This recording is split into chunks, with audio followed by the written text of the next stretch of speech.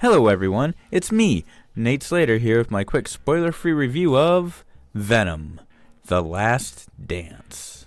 Venom: The Last Dance, the final film in the Tom Hardy Venom trilogy, follows Eddie Brock and Venom as they are thrust into a relentless adrenaline-fueled chase as a mysterious military operative and a horde of monstrous aliens from Venom's homeworld close in on them. As they fight to survive against these overwhelming threats, the stakes have never been higher, and the fate of humanity hangs in the balance. The cast for this threequel features a mix of returning favorites while introducing an extensive lineup of new faces.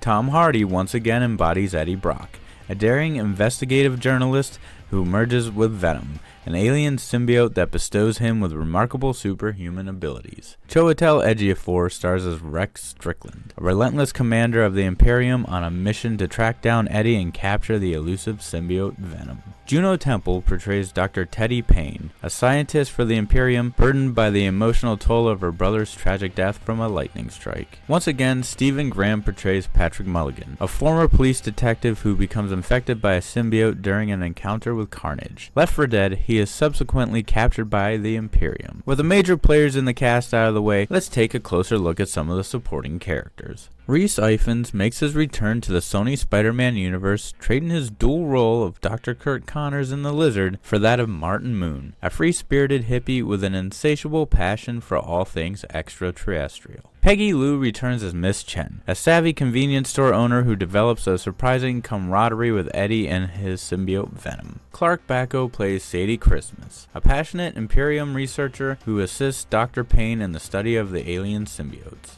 And finally, we have Andy Serkis as this film's big bad Null. The mastermind behind the symbiotes, driven by a relentless ambition, Null seeks to obtain Eddie and Venom's codex to unleash his own dark power and escape his prison, aiming to conquer the universe itself. Let's move on to a few things that made this an entertaining movie. Venom 3 was jam-packed with corny jokes that often had me chuckling, perfectly aligning with the dark humor shared by its predecessors.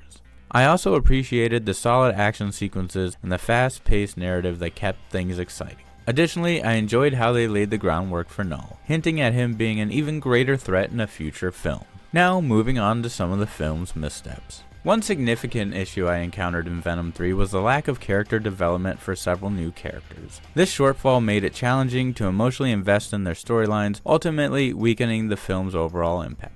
Another moment that hindered this film was a dance number that felt entirely unnecessary and disrupted the tone established earlier in the film. Additionally, the film seemed to borrow the infamous Indiana Jones refrigerator moment. Though the execution was slightly different, it produced a similar effect that took me out of the story. Overall, these elements detracted from my immersion in the film. All in all, if you're a Venom fan, this film is worth checking out. It's definitely a little bit better than the last one. However, if you're looking for good old Marvel entertainment, know that this is only sitting at a 5 out of 10.